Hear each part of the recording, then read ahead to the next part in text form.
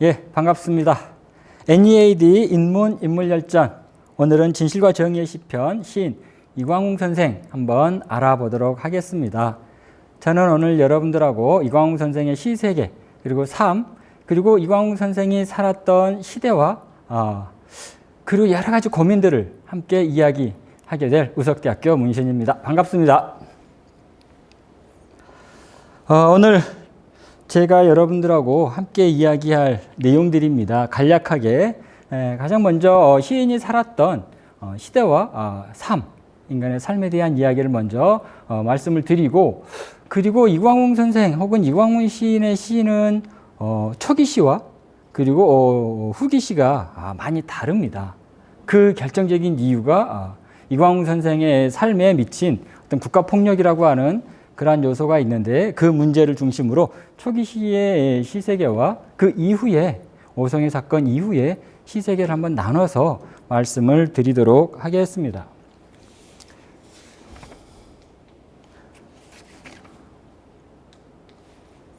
자, 이광웅 시인은 이곳 익산 출신이시죠. 익산 출신이십니다. 1940년에 익산에서 출생하셨고, 이곳 원광대학교 국문학과와 대학원을 졸업을 하셨습니다. 그리고 1974년도에 현대문학에 추천을 받아서 시인으로 등단을 하신 이후에 군산 제1고등학교에서 선생님으로 오랫동안 근무를 하셨습니다. 국어 선생님으로 근무를 하셨는데, 바로 그 군산 제1고등학교에서 근무할 당시 일종의 사건에 휘말려 가지고 구속을 당하게 됩니다. 저기 나와 있는 오송회 사건, 오송회 사건이라고요. 5그루 소나무 아래에서 이를테면 불온한 사상을 주입을 했다라고 하는 이러한 사건이 있었습니다. 거기에 연루돼 가지고 82년도부터 87년도까지 약 5년 혹은 6년 정도 감옥에서 견디셨죠. 그 이후에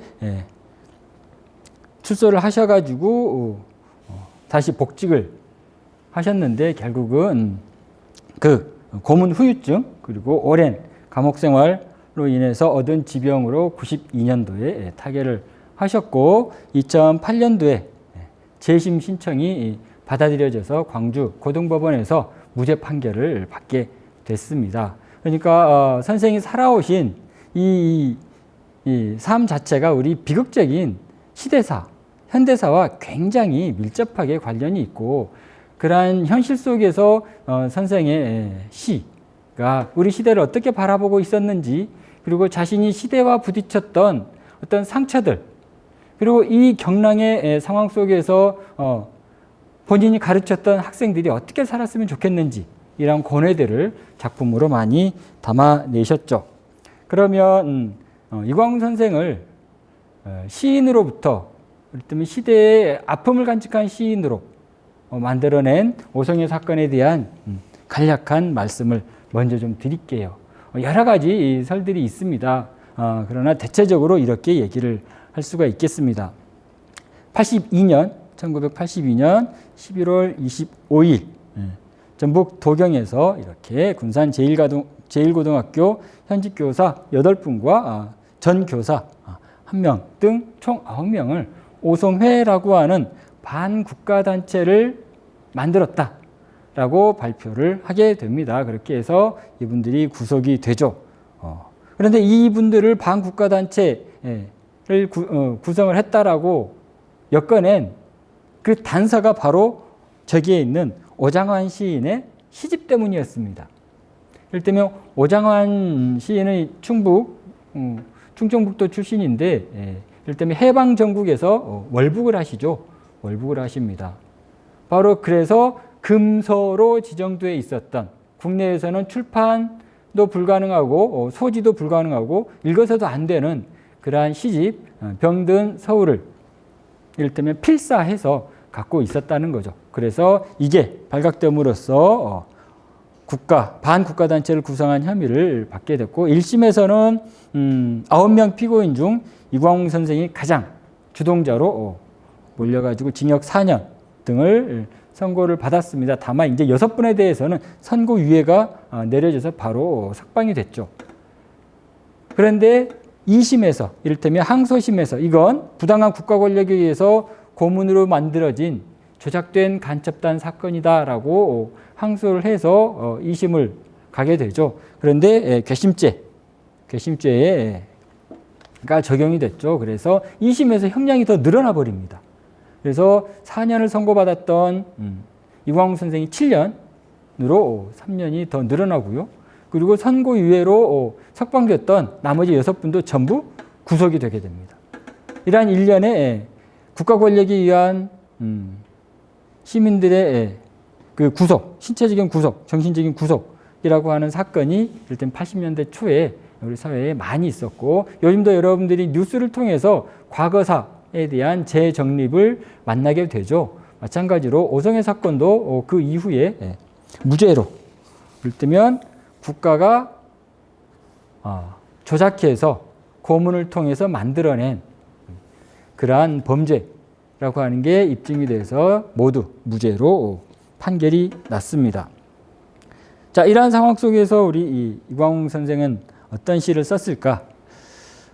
이광욱 선생이 많은 작품들을 남기지는 못하셨습니다. 오랫동안 감옥에 계셨고 또 출소 이후에 급격히 건강이 안 좋아져 가지고 92년도에 타계함으로써 많은 작품을 남기지도 않았고, 또 그러다 보니까 이광욱 선생이 자신의 시를 어떻게 쓰고 있는지 이러한 문제에 대해서 우리가 얻을 수 있는 정보가 많지는 않습니다. 그런데 지금 여기에 나와 있는 나는 시를 이렇게 쓴다 라고 하는 부분은 1974년 풀과 별이라고 하는 잡지에 등단하면서, 그러니까 풀과 별이라고 하는 잡지에 신석정 시인의 추천으로 작품을 발표를 하면서 자기 작품에 대해서 이렇게 쓴 적이 있습니다.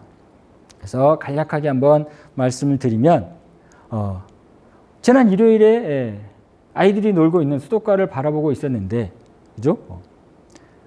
사내 아이, 6살짜리 사내 아이가 수도가에서 뭔가 낙서를 하고 노는데 그 옆에서 10살 되는 누나가 자꾸만 머리를 쥐어박아요. 아이는 그냥 자기 놀이에 이렇게 몰입을 해서 참습니다. 그런데 계속해서 누나가 괴롭히니까 어떻게 했습니까?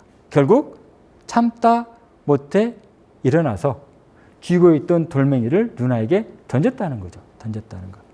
그리고는 다시 자기의 놀이에 매진을 하게 됩니다. 이 모습을 이광욱 선생이 지켜보고 있었습니다. 그러면서 여기 밑에 빨간색으로 표시되어 있는 내용들을 생각을 하게 된 거죠. 그러니까 참다가 결국은 어떤 돌멩이 하나를 집어던지는 이 상황, 나를 향한 폭력을 향해서 저항하는 이러한 상황이 결국은 위대한 돌팔매질이다. 이게 바로 진실한 소리이고 시인의 몫이지 않나라고 생각을 했다는 거죠. 그러니까 이광욱 선생은 시인으로 등단하는 그 무렵부터 개인에게 가해지는 어떤 폭력에 대해서 저항하고 그 폭력에 대해서 돌을 던질 수 있는 그러한 자가 바로 시인이고, 바로 그 순간이 가장 진실된 순간이다라고 인식을 한 것 같아요. 이렇게 인식할 수밖에 없었던 배경은 이광욱 선생의 삶과 연관이 되어 있습니다. 이광욱 선생은 1940년 이리에서 출생을 하셨죠. 그러니까 10살 무렵에 한국전쟁을 겪게 됩니다. 그리고 20살 무렵에 4.19와 5.16 군사 쿠데타를 경험하게 되는 거죠. 그 과정 속에서 인간이 얼마나 나약하고 폭력이 인간성을 어떻게 해치는지를 아주 감수성이 예민한 시기에 목격을 하게 되는 거죠. 그래서 시인의 감성이 그러한 부당한 폭력과 어떤 인간성 말살에 대해서 예민하게 반응을 했습니다. 그래서 아마 초기시, 이광욱 선생의 초기시에서는 그러한 요소들이 굉장히 많이 나타납니다. 그런데 인간의 나약함, 그래서 개인이 가지고 있는 약한 심성들을 어떤 국가폭력에 혹은 여러 가지 폭력에 의해서 받아들여지는 나약한 심성들을 약간은 낭만적으로, 그러니까 이 현실이 아니라 또 다른 이상적인 이야기가 있지 않을까라고 하는 약간은 낭만적인 관점에서 초기 시들이 창작이 됐다는 거죠. 그런데 바로 그러한 국가폭력의 원초가 되는 이광우 선생의 오송해 사건의 단초가 됐던 오장환 시인의 병든 서울이 그러면 어떤 내용이었길래 반국가단체 구성 혹은 간첩단 조작으로 연결이 됐을까? 사실 병든 서울은 굉장히 긴 시입니다. 굉장히 긴 시고 주요 내용은 1945년 8월 15일 일제가 항복을 하고 그 해방의 기쁨을 노래하는 시입니다. 그래서 여기 밑에 나와 있죠. 9월 27일에 발표된 1945년 9월 27일에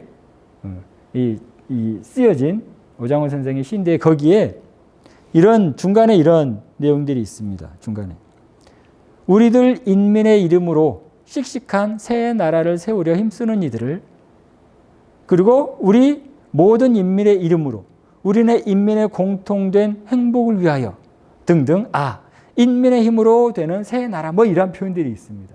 그러니까 82년도에 이 시집을 읽어본 경찰들은 이 인민이라고 하는 단어에 주목을 한 거죠. 인민.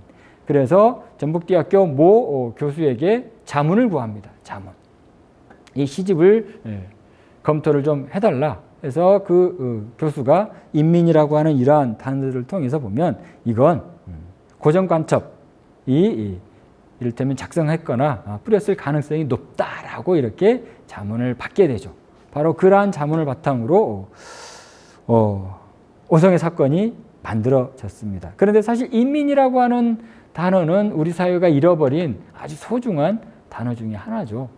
북쪽에서 쓰고 있어서 우리는 이걸 쓰지 않습니다만 사실은 인민이라고 하는 단어는 그 이전부터 우리가 흔히 얘기하는 보통 사람들을 가리키는 우리들의 용어였습니다. 그래서 바로 이러한 인민이라고 하는 말 때문에 반국가 단체를 구성한 수장으로 지목이 돼서 징역살이를 하고 나왔죠. 그렇다면 이제 이광우 선생의 초기시, 그러니까 징역살이 이전에 그렇더라도 한국전쟁과 4.19 혹은 5.16 군사 쿠데타들을 목격을 했던 이광우 시인의 여린 감성을 갖고 있던 시인의 가슴에 초기 시들은 어떤 방식으로 만들어져 있었는지 한번 간략하게 보도록 하겠습니다.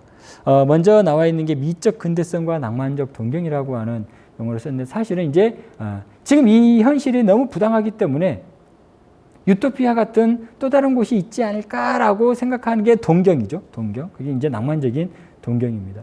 그리고 또 하나는 미적 근대성. 그러면 그러한 낭만적인 곳이 있지 않을까라고 생각하는 사람 주체. 그게 바로 개인이죠. 개인. 그래서 바로 그 개인, 나라고 하는 주체를 발견하는 순간이 바로 근대의 인식이라고 우리는 얘기를 합니다. 그러니까 전 근대에서는 우리라고 하는 공동체 속에서 살고 있었죠. 그래서 나를 드러내기보다는 우리 모두의 이익을 위해서 생활을 했던 게 전 근대 사회였다고 한다면 근대에 이르러 드디어 나라고 하는 세계의 중심, 살아가는 주체가 바로 나라고 하는 개인을 발견했던 시기가 바로 우리로 치면 해방 이후였습니다. 그래서 바로 그러한 순간에 나는 누구인가, 나는 어떻게 살아야 되는가, 나는 왜 이 부당한 현실 앞에 좌절해야 하는가라고 하는 고뇌들이 있었다는 거죠. 고뇌들이 있었. 그래서 밑에 나와 있는 것처럼 근대적 개인 주체의 실존적인 불안, 이 군사적인 억압 속에서 불안한 이 실존적인 불안을 극복하기 위해서 이광웅 시인은 지금 여기가 아니라 또 다른 어떤 곳을 낭만적으로 바라보고 상상을 하는 그런 시들을 주로 초기 시에서 나타내고 있는데 그게 일종의 환상으로 많이 처리가 되고 있습니다. 환상. 자, 그러면 실제 작품을 한번 보시죠.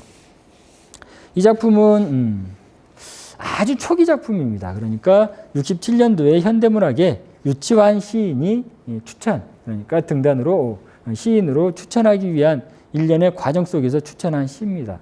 지금은 등단하는 과정이 굉장히 간소화되어 있지만 이때만 하더라도 등단을 하기 위해서는, 시인이 되기 위해서는 유명한 혹은 믿을 만한 그러한 시인으로부터 작품을 추천을 받아야 됐습니다. 그것도 한 번이 아니라 세 번을 추천을 받아야 정식 시인으로 데뷔를 할 수가 있었습니다. 그런데 이 세 번 추천을 받는 게 뭐 1년, 2년 이런 이 사이에 끝날 수도 있지만 사실은 몇 년에 걸쳐서 이루어졌습니다. 그래서 처음 추천이 67년도 이 작품인데 마지막 세 번째 등단하는 작품이 74년도에 나왔다는 거죠. 그러니까 그 몇 년에 걸쳐서 시인으로 가는 그런 과정들이 그때는 있었습니다.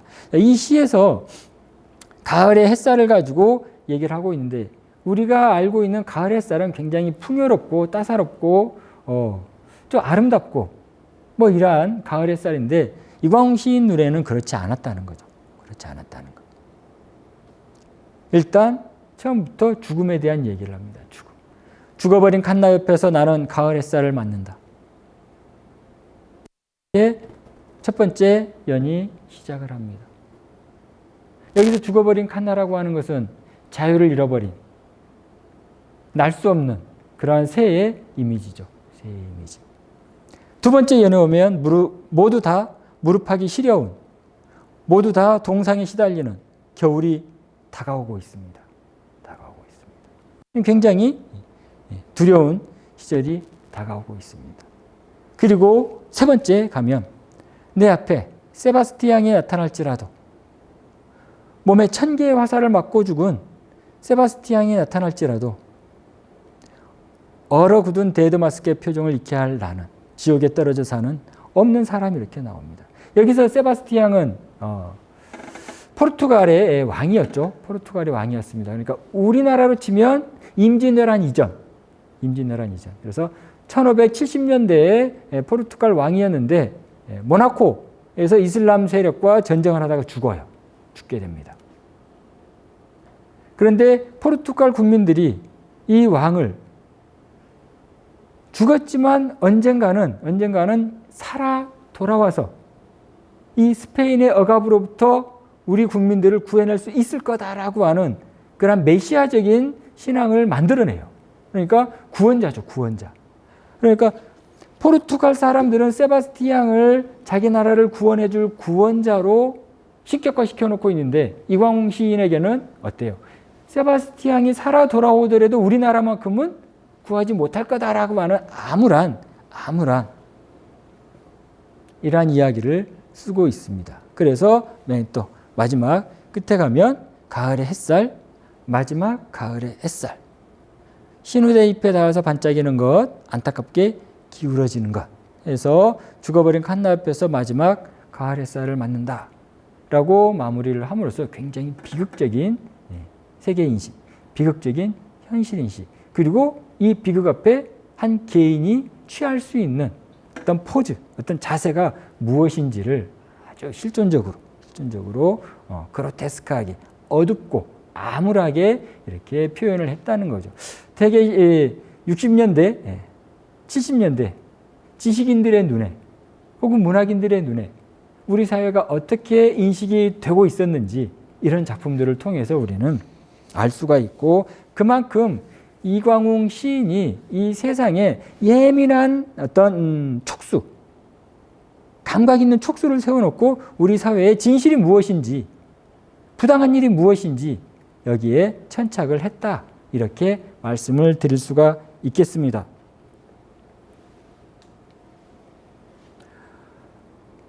그 다음에 이제 신석정 선생의 추천이 있었다라고 아까도 말씀을 드렸는데 신석정 선생에 대한 이러한 시를 이광웅 선생은 이렇게 또 쓰기도 했습니다. 이 시에서 보시면 신석정 선생의 말이 나옵니다. 네 번째 연에 나는 새치기 선생이다. 이 땅에 다시는 새치기 선생이 나와서는 안 된다. 마지막 수업 슬픔에 회리바람 잠재우던 진정한 교사의 목소리 울린다라고 하는 구절이 있습니다. 바로 이 구절이 후에 이광웅 시인이 고등학교에서 제자들을 가르치면서 나는 어떤 선생으로 학생들 앞에 서야 되는지 이러한 자의식을 일깨워준 아주 의미 있는 작품이고요. 그 다음에 아까 앞 작품에서 보셨겠지만 신우대라고 하는 소재가 또 나옵니다. 이 신우대는 여러분들이 이제 잘 아시죠?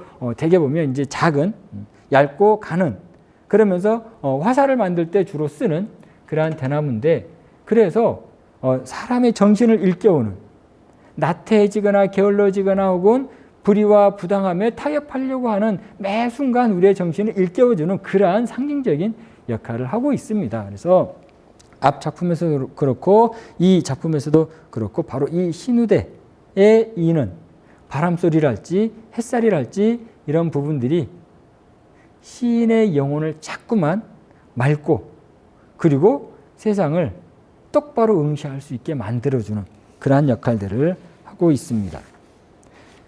바로 석정 선생님 대바람소리라고 하는 시에서 신석정 선생이 나에게, 이광웅 선생에게 어떤 교육자가 참 교육자인지, 어떤 사람이 진정한 선생님인지를 가르쳐 줬죠. 가르쳐 줬습니다. 바로 그래서 이 이후에 나오는 작품, 이건 잠깐만 이것부터 보시면 이후에 나오는 작품, 이광웅 시인이 군산 제1고등학교 선생님으로 근무하면서 교사로서 혹은 선생님으로서 어떻게 내가 학생들과 만나야 되고 학생들에게 어떤 모습을 보여야 되는지에 대한 고민들을 이렇게 써냈다는 거죠. 써냈다는 거. 한번 같이 읽도록 하겠습니다. 보충수업 10년. 교사의 길이란 구절양장보다 어려운 밤길. 여우 한때 홀려가는 보충수업의 길이다. 보충수업의 길 가기 싫다. 목이 쉬어가는 밤길 발목 아프다. 하루에도 10번이나 작파하고 싶은 마음. 난작 인간 식자인의 길이 아닌 노력에 따른 성과 없이 입시 제도의 개혁 없이 여우 한때 홀려서 평생에 걸려있는 이 길. 10년 동안 형광등 불빛 받아 눈비같이 자욱한 백묵가루 날린다. 강의 1시간에 담배 2갑갑 줍기 위해 구절양장보다 어려운 밤길 걷고 걷는다. 제자리 걸음이다. 보충수업비는 불지 않고 머리 위에 수부룩히 백묵가루 쌓인다. 소년들의 성장을 위해 가르친다는 기쁨, 교직자의 사명감 다 잃어버렸다. 애초부터 부여받지 않았다. 백묵가루 날리는 형광등 불빛 아래 꽃 한 송이 피어날 마음 한 조각 없다. 새 한 마리 지저귀일 마음 한 조각 없다. 모두 다 태엽을 감아놓은 기계와 같고 심중에 남겨놓은 말 한마디 없다. 태엽이 닳아지면 될 것이 무엇일까? 소년들의 성장을 위해 물려줄 수 없는 이 길. 생명한테 죄 지으며 여우한테 홀려서 목이 쉬어가는 밤길 가슴 얼어붙는다. 이렇게 쓰셨습니다. 자, 이 작품을 읽으면서 처음에 읽었던 칸나가 죽어버렸다라고 하는, 죽은 칸나 옆에서라고 하는 그러한 시 구절을 한번 같이 떠올려 보시죠. 같이. 여기에 나와 있는 이 학생들, 오른쪽에 새 한 마리 지저귀일 마음 한 조각 없고 꽃 한 송이 피어날 마음 한 조각 없는 바로 그러한 칸나가 죽어버린 상황을 학생들의 입장, 학생들의 상황, 교실의 풍경, 그러니까 70년대, 80년대 입시로 가득 차 있는 진정한 교육이 아니라 대학을 보내기 위한, 그래서 학생들에게 꿈도 없고 희망도 없고 뭔가 학생들을 소모시키는 이러한 교육 환경에 대해서 개탄을 하고 있는 그러한 상황입니다. 그래서 참 하기 힘들다. 이렇게 보충수업 10년 본인이, 이광웅 시인이 교사로서 10년 동안 보충수업을 하면서 느끼는 소회를 이렇게 밝혔죠. 그러면서 가장 핵심적으로 우리가 이 작품에서 짚어서 읽어야 될 내용. 마지막 밑에서 두 번째, 세 번째 줄이죠. 이러한 교육이 어린 학생들, 소년들의 성장을 위해서 해줄 수 있는 게 아무것도 없다. 그래서 결국은 생명한테 죄 짓는 일이다라고까지 얘기를 합니다. 생명한테 죄 짓는 일이다. 학생들에게 이 수업 방식은 죄 짓는 거하고 똑같다. 생명을 살리는 교육이 아니라, 그렇죠? 교육이라고 하는 말이 그렇잖아요. 가르치고 기른다라고 하는 게, 가르쳐 기른다라고 하는 게, 그래서 생명을 살려내는 게 교육인데, 이광웅 시인은 바로 그러한 생명을 죽이는 교육을 우리가 지금 여우한테 홀려서, 뭔지 모르지만 여우한테 홀려서 하고 있다. 그래서 정말로 죄를 짓는 심정을 이렇게 쓰고 있습니다. 그래서 목이 쉬고 정말로 하기 싫은 보충수업 10년에 대한 이야기들을 이렇게 쓰셨죠. 그러면 잠깐 다시 앞으로 돌아가서 얘기를 할까 합니다. 신석정, 아까 이제 유치환 시인도 이광웅 시인으로 추천을 한 적이 있었고, 신석정 시인도 마찬가지로 이렇게 풀과 별이라고 하는 잡지에 시인으로 추천을 하고 있습니다. 이 시의 제목이 물새입니다. 물새. 그러면서 이 물새가 정말로 날개도 꺾이고 제대로 날아갈 수 없는 이러한 상황 속에 놓여져 있다. 바로 60년대, 70년대 대한민국 지식인들이, 시인들이 처해 있는 상황을 물새라고 하는 어떤 감정이입의 대상, 객관적인 어떤 상관물을 통해서 표현을 하고 있죠. 표현을 하고 있습니다.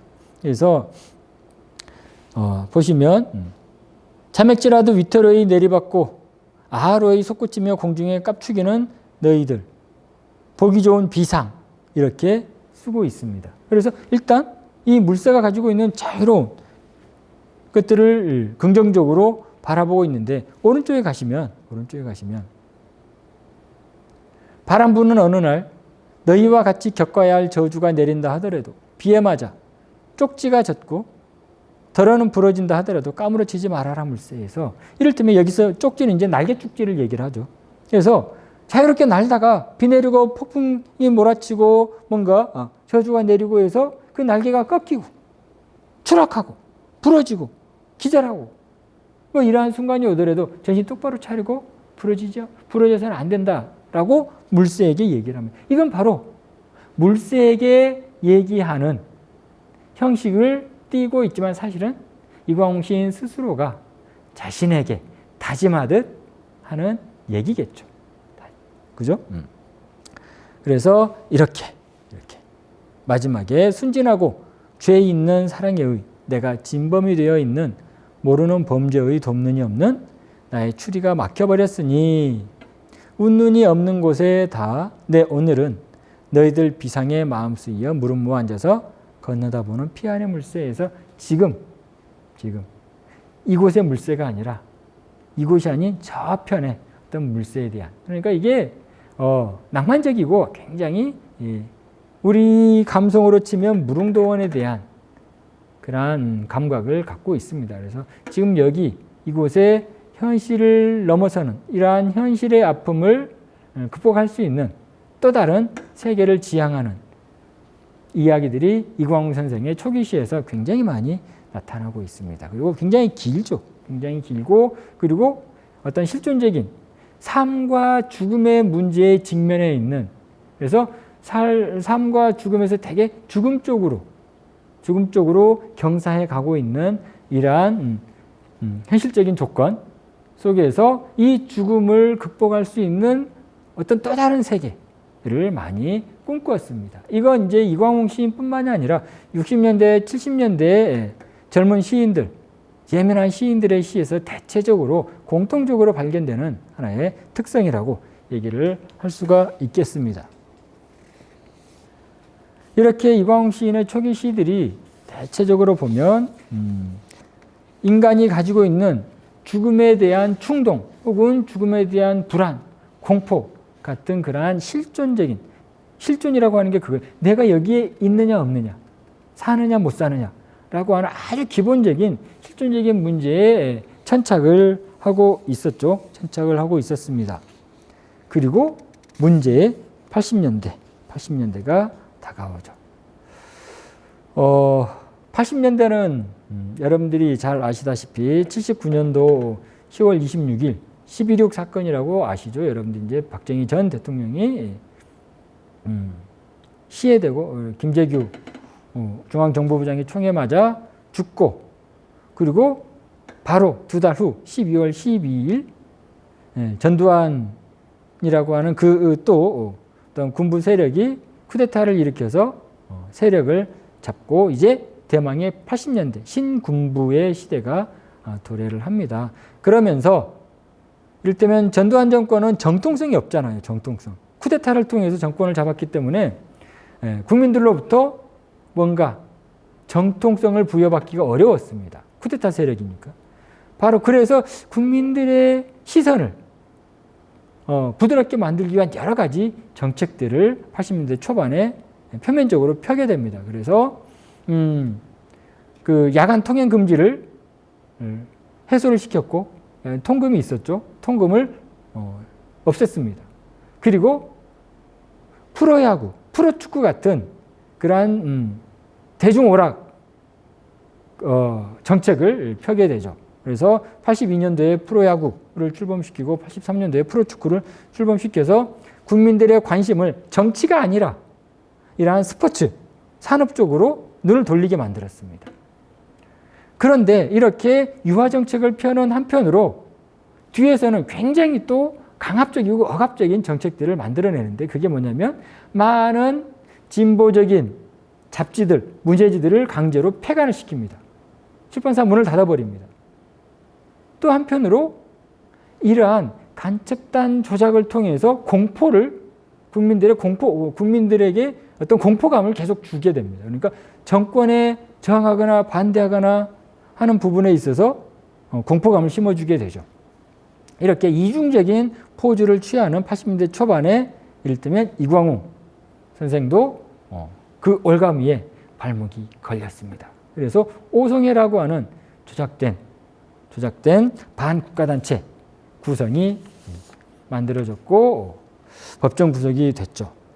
이러한 오성애 사건은 그래서 이광웅 시인 개인에게는 굉장히 생애 전환점, 시인으로서의 전환점이 되는 그러한 사건이었죠. 그래서 초기에 개인적인 실존과 어떤 낭만적인 동경을 갖고 있었다라고 한다면, 오성애 사건을 겪으면서 이제 우리 사회 구성원들이 어떻게 살아야 되는지, 우리 사회가 어떻게 긍정적으로 혹은 건강한 방향으로 삶의 모습이 나아갈 수 있어야 되는지에 대해 고민을 하기 시작을 합니다. 그래서 초기 개인 주체의 낭만적 동경으로부터 이제 사회 역사적 상상력과 현실 참여하는 프로그램 쪽으로 시의 모습이 바뀌어가기 시작을 합니다. 현실의 부당한 폭력 속에서 개인 주체의 욕망을 넘어 그 시대가 가지고 있는 가치와 인간 보편의 진실에 다가가려는 시도들이 또 한편으로 이루어지게 됩니다. 이제 보게 될 작품들은 아마 그 전북 도경에 끌려가서 고문을 받고 감옥살이를 하면서 바라봤던 혹은 느꼈던 경험했던 풍경들을 만나게 될 겁니다. 어땠을지, 이 시인의 언어 표현 너머에 있는 차마 말로 표현할 수 없었던 그러한 참혹한 모습이 무엇이 있었을지 한번 같이 상상을 해 보시면 좋겠습니다. 양담배라고 하는 시입니다. 이 작품이 이제 목숨을 걸고라고 하는 시집에 실려 있습니다. 그러니까 이광웅 시인은 총 3권의 시집을 남겼죠. 대밭이라고 하는 첫 번째 시집이 있었고, 여기에 나와 있는 목숨을 걸고라고 하는 두 번째 시집이 있었고, 그리고 92년도 타기하시던 해에 수선화라고 하는 세 번째 시집을 남기셨죠. 이 작품은 이제 두 번째. 그러니까 목숨을 걸고라고 하는 시집이 88년인가 89년도에 출간이 됩니다. 그러니까 여기에 나와 있는 작품들은 대개 옥중에서, 감옥에서 창작을 하셨던, 작업을 하셨던, 쓰셨던 그러한 작품들이 많이 있습니다. 양담배라고 하는 작품 한번 보도록 하겠습니다. 우리가 수고한다고 해서 친절한 미국 사람들 담배를 보내왔다. 너도 한갑 피워봐라. 날 고문하던 형사가 담배를 던져줬다. 별로 생각 없습니다. 안 피웁니다. 불법 납치 42일 기간, 지옥의 영혼 같던 그 악몽의 기간, 악몽의 한가운데에서도 잠깐 매와 고문과 치욕이 쉬던 시간, 벽에 기대이고 웅크리고 고개 떨구었던 나, 대꾸하기 싫던 건냄, 기진했던 나의 응답. 내 이런 악질은 처음 보겠군. 피우라면 피워 이 자식아. 위협에 질려 담배를 피워 물던, 떨떠름한 양담배를 피워 물던 간구한 날의 한 토막, 형사와의 대화여 이렇게 되어 있습니다. 그러니까 여기에 나와 있죠. 42일 동안 불법으로 감금되어서 고문을 받고 조작된 진술서에 서명을 하고, 그러기 그 과정 동안 매와 고문, 신체적인 어떤 압박뿐만이 아니라 정서적으로, 정신적으로, 윤리적으로, 도덕적으로 치욕스러운 일들이 굉장히 많이 벌어졌다는 거죠. 벌어졌다는 거. 그걸 악몽의 한가운데라고 하는, 혹은 지옥의 영혼이라고 하는 이러한 표현으로 쓰셨습니다.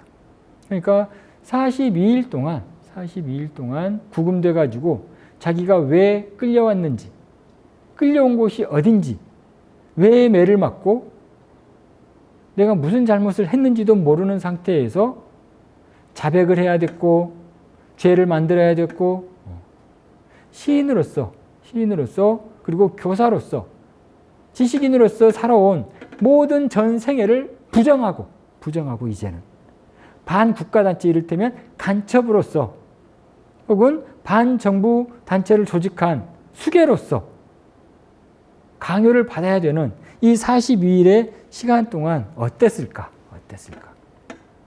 그런데 역시 시인의 상상력과 통찰력은 이 작품에서도 나옵니다.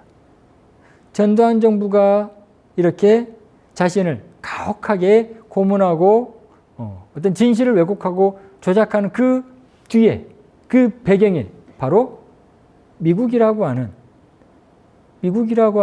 더 거대한 어떤 세력이 있다라고 하는 걸 통찰력으로 짚어내고 있어요. 그래서 양담배를 통해서 말을 하고 있죠. 이 부분에 대해서는 상당히 이제 조심스러운 부분이긴 합니다. 역사적으로 우리가 쉽게 드러내서 하기가 어려운 부분이긴 하지만, 역사적인 진실 혹은 사실이라고 하는 측면에서 미국이 전두환 정권의 군사 쿠데타를 방조하거나 묵인하거나 함으로써 이를테면 12.12 그리고 80년 신군부의 어떤 시절을 인정을 했고, 또 한편으로 미국 정부는 대한민국의 그러한 어떤 국내 정치를 이용을 해서 남북 대치 상황을 적절하게 이용을 하면서 구소련과 미국의 양대 진영의 세력의 균형을 유지를 하고자 했다라고 하는 여러 가지 얘기들이 역사적인 팩트를 통해서 나오고 있는 실정이죠. 그런 면에서 보면 지금 양담배라고 하는 이러한 소재는 굉장히 그 당시에 이광웅 시인이 얼마만큼 이 자기가 처해 있는 현실, 그리고 우리 사회가 처해 있는 현실이 무엇으로부터 잘못되어 있는지 통찰력 있게 읽어낸 그러한 작품이지 않을까 하는 생각을 하게 됩니다. 또 한 편 더 보시죠. 또 한 편. 대공분실 뒷뜰에는 이라고 하는 이 작품이 나와 있습니다.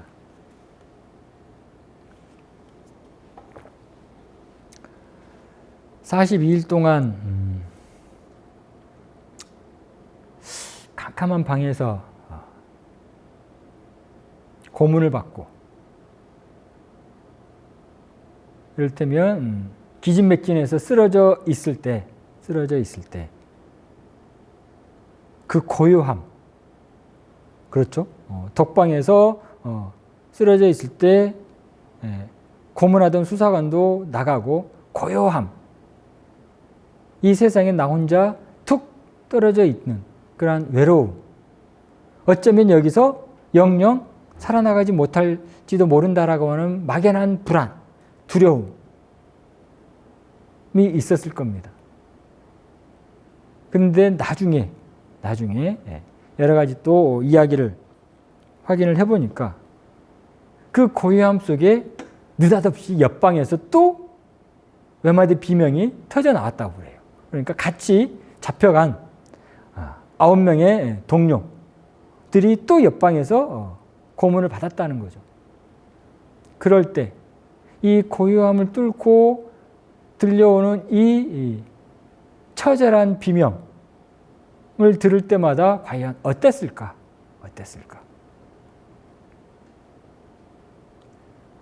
이광웅 시인은 주동자로 지목이 됐고 결국은 함께 잡혀와서 고문을 받고 있는 동료들은 자기 때문에, 나 때문에 저렇게 지금 처절한 상황 속에 놓여 있다라고 하는 아마 자괴감도 있었을 겁니다. 그게 아마 시인으로서 더 견디기 어렵지 않았을까 하는 생각이 문득 듭니다. 그래서 죽고 싶은 심정이 굉장히 강했을 겁니다. 그런데 또 한편으로 이광웅 시인의 초기 시에서 우리가 살펴봤던 것처럼 삶과 죽음 사이에서 어떻게든 살고 싶어하는 실존적인 욕망이 이광웅 선생의 시에 있었다는 거죠. 그래서 쉽게 죽을 수도 없었습니다. 죽음에 대한 충동들이 일어날 때마다 또 그 반대편에서는 어떻게든 살고자 하는 인간의 어떤 본능, 생명을 가진 동물로서의 본능이 작동을 하지 않았을까 이런 생각들을 하게 되는데 대공분실 뒤뜰에는 이라고 하는 작품에서 그 일단의 어떤 감정들을 우리가 만나볼 수가 있겠습니다. 대공분실 뒤뜰에는 한떼기의 딸기밭 끝나는 데에 재래식 변소. 대공분실 변소 안은 감시의 눈길 닿지 않는 그중 좋은 환경이라서 그곳에 날에 접는 평안한 마음, 하루 가운데에서 24시간 가운데에서 안도의 시간이 있다면 그건 바로 좋은 환경, 변소의 시간. 안도의 시간 안에 또아리치는 꽤 있어. 변소 바닥 신문지에 오줌물 적셔. 변소 창문 유리에 그 신문 붙여 주먹으로 유리 깨어 동맥 끊는 일. 변소 밖에 기다리는 고문의 전문가 노회환 형사 눈 속여 도둑질이나 하듯 몰래 동맥 끊는 일. 얼마나 고통스러웠으면 스스로 팔동맥을 끊고 싶어하는 이러한 마음이 있습니다. 여기서도 굉장히 아이러니한 상황을 시인의 감성으로 드러내고 있죠. 우리가 일상에서 보면 화장실, 변소가 가장 지저분하고 더럽고 기피하는 그러한 공간이죠. 그런데 대공분실에 갇혀서 고문받고 있다 보니까 감시의 눈길 속에 있다 보니까 거기가 바로 가장 좋은 환경, 변소의 시간이라고 얘기를 합니다. 가장 좋은 환경이 바로 변소에 있을 때. 그런데 그 가장 좋은 환경 속에서 하고 싶은 게 뭐예요? 행복하게 사는 게 아니라는 거죠. 동맥을 끊고 죽고 싶은 거예요. 이게 너무 아름다운, 아이러니한 거죠. 아이러니한. 대공분실 안에서는 죽을 것 같은 고통이 있지만 사실은 죽지 못하게 감시의 눈길이 있다는 거죠. 나를 죽일 듯이 고문을 하고 매질을 하고 닥달을 하지만 사실은 고통을 줄 뿐이지 죽이지 않는다는 거죠. 그런데 고통 없이 편안한 시간을 누릴 수 있는 변소에서는 역설적으로 죽음 충동을 느낀다. 죽음 충동. 인간이 가지고 있는 이 실존적인 한계와 가능성이 여기에 있습니다. 죽고 싶어도 죽을 수 없는 상황. 그런데 죽지 않아도 되는 상황에서는 죽고 싶어 하는 이러한 모순과 역설이 대공분실 뒤뜰에는 이라고 하는 시에서 이광웅 선생의 마음 깊은 곳, 시면에 있었던 그러한 갈등, 그러한 고뇌를 우리가 한꺼번에 만날 수가 있었습니다.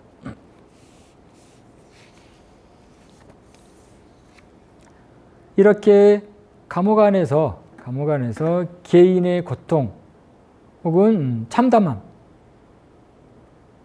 삶과 죽음 사이의 어떤 긴장감 이런 것들을 보셨는데 이제 보게 될 작품은 또 다른 측면에서 이광웅 선생의 영혼에 충격을 주셨을 거예요. 충격.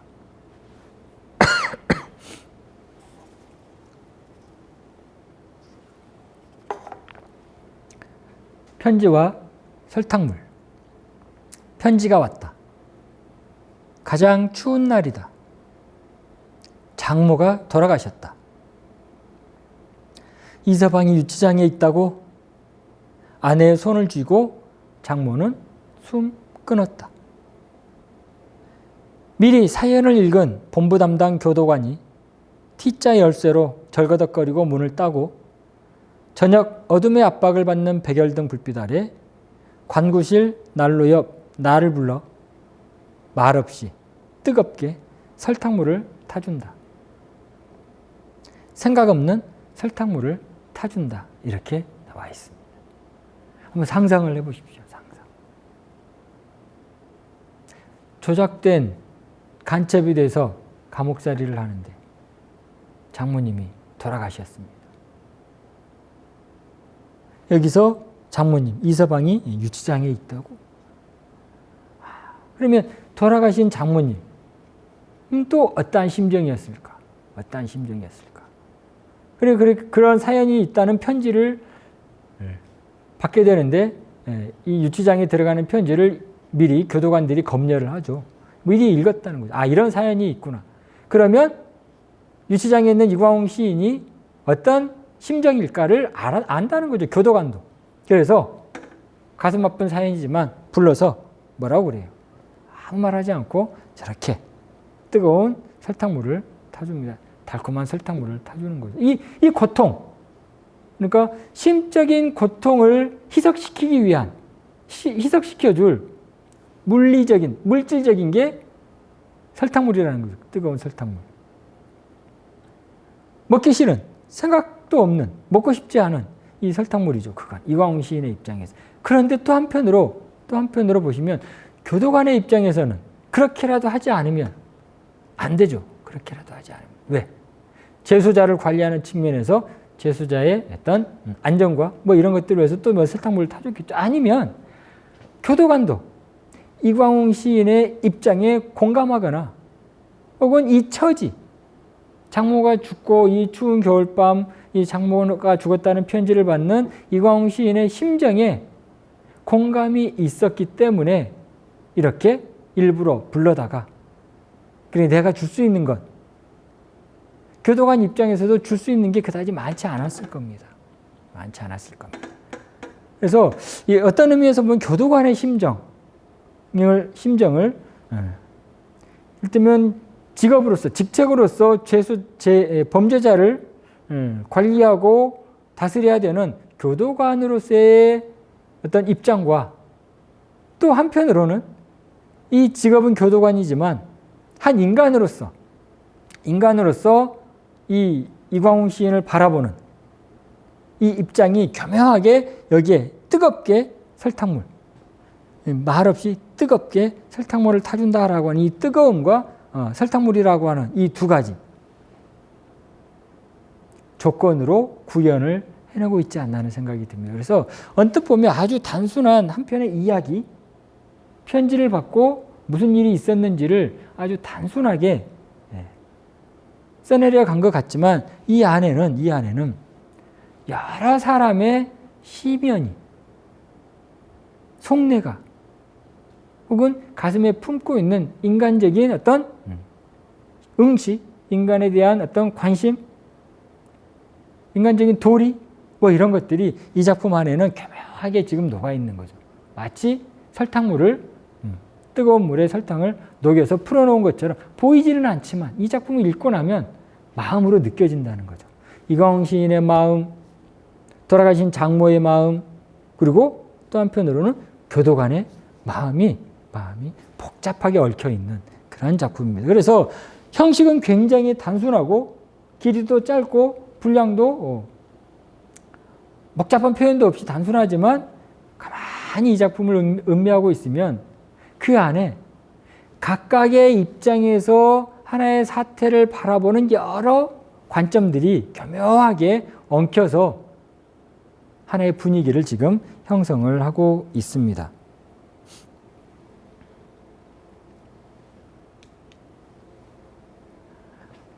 자, 이러한 과정을 거치고 이제 87년 이광웅 선생이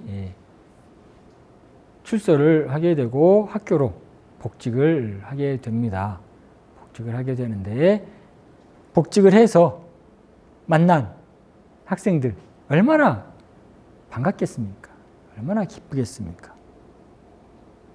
가을 아이들이라고 하는 작품에서 그러한 내용들을 한번 만나보시면 좋겠습니다.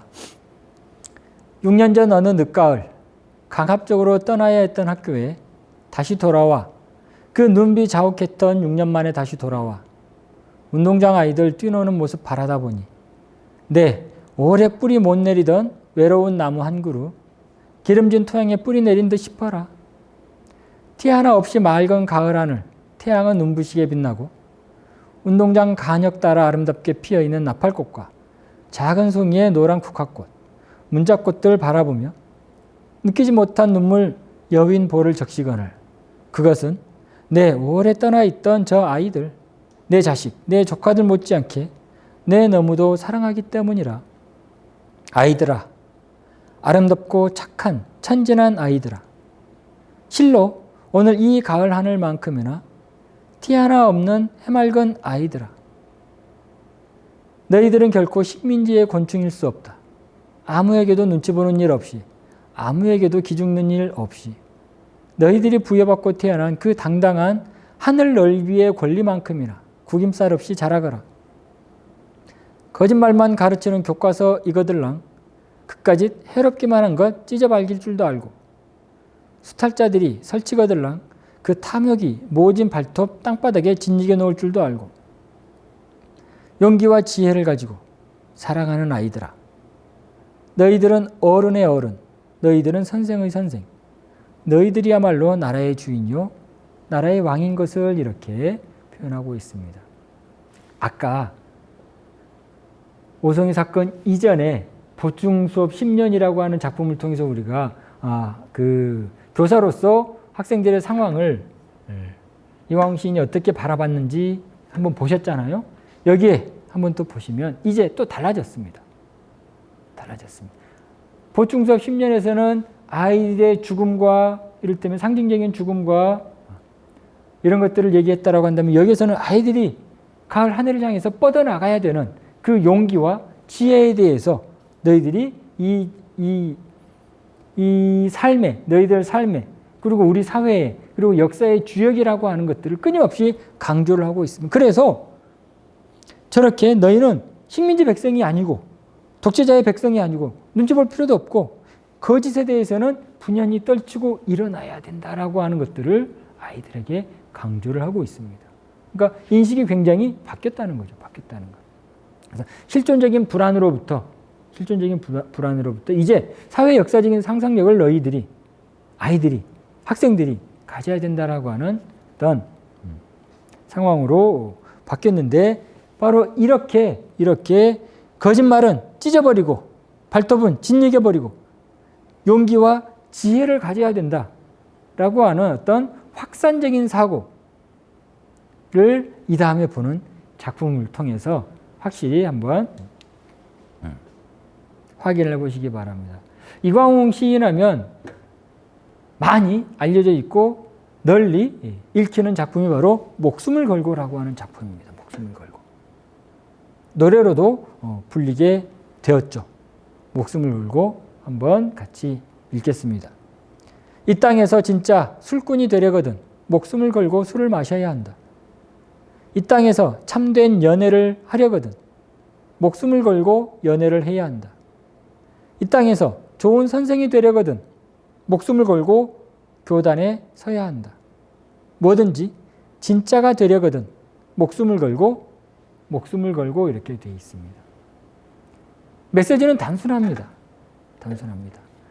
부정과 불의와 거짓이 아니라 진실과 진리와 참됨을 원한다면 자기 목숨을 내놓을 만큼 용기를 가져야 된다라고 하는 얘기를 하고 있습니다. 사실 이건 이광웅 시인의 오성의 사건을 통해서 이광웅 시인이 실천했던 이야기죠. 실천했던 이야기. 정말로 목숨을 걸어놓고 살았다는 걸 이 목숨을 걸고라고 하는 작품을 통해서 보여주고 있습니다. 그만큼 진실과 진리를 혹은 참된 순간을 맞이하는 일이 쉽지 않다는 거예요. 쉽지 않다는 거. 자, 이렇게 해서 우리가 이광웅 시인의 시 세계를 오성희 사건 이전과 이후를 구분을 해서 말씀을 좀 드렸고요. 간략하게 그럼 정리하고 마무리하도록 하겠습니다. 이광웅 시인의 시는 기본적으로 낭만적인 현실 인식에 있었습니다. 그러니까 지금 내가 살고 있는 이곳이 억압적이고 식민지 착취가 벌어지고 있는 이러한 현실인데 우리가 살아야 되는 진정한 세계는 다른 세계이다라고 하는 이러한 관점이 있었고 초기 시에서 이광웅 시인은 그러한 현실 속에 있는 개인의 실존적인 불안 혹은 죽음 의식을 햇살이랄지 이런 것들을 통해서 환상으로 많이 처리를 해내고 있었습니다. 그러니까 환상이라고 하는 건 우리가 도달할 수 없는 그러한 공간이었죠. 그런데 오성의 사건을 거치면서 이제 그러한 환상이 사라지고 결국 우리가 살고 있는 사회 역사적인 현실 그리고 그것의 상상적인 구도를 새롭게 우리가 만들어 가야 되는 그러한 세계로 만들어내고 투사하고 있습니다. 그걸 이 땅에 실현하고자 노력을 했다는 거죠. 그런 면에서 보면 이광웅 시인은 끊임없이 자기를 성찰하고 어떻게 살아야 되는지 고뇌하고 왜 살아야 되는지 함께 고민하는 그러한 성찰 속에서 우리 사회가 혹은 우리 개인이 어디로 나아가야 되는지에 대해서 끊임없이 고민하면서 묵묵히 시인으로서의 그리고 교사로서의 그리고 또 한편으로 한 개인으로서의 인간으로서의 삶을 묵묵히 걸어왔다라고 이렇게 말씀을 드릴 수 있겠습니다. 자, 이렇게 해서 오늘 NEAD 인물열전 진실과 정의의 시편 이광웅 시인에 대한 이야기를 이렇게 두서없이 간략하게 마무리를 하겠습니다. 오랜 시간 들어주셔서 감사합니다.